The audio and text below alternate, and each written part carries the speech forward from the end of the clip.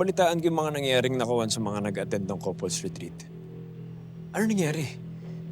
Ibig sabihin ba nito may kasabot sa labas sila Diane at Emil? Hindi po tayo sigurado, Mayor. Dahil merong bagong development ang kaso. Development? What do you mean? Major, I hope it's a good one. May iniimbestigahan kaming John at Jane Doe. At nalaman lang namin kanina na ang mga bangkay na to ay ang totoong Jack at Rose Season. Totoong Jack at Rose Season? Ang ibig sabihin ba nito, Major, yung mga organizers na kasama namin sa couples retreat, impostor sila?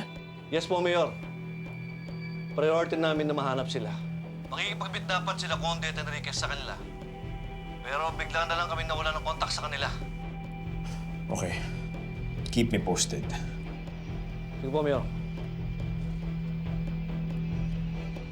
Anong gagawin natin, Glenn? Hindi sila pwede makalabas ang kalabari. Anong plano mo?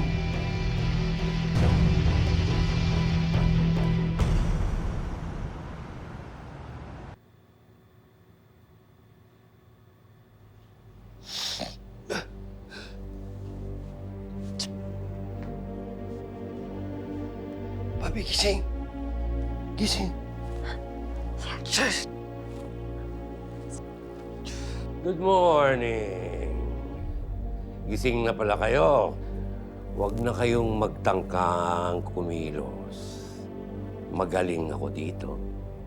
Yan ang napapala mo, Tonyo.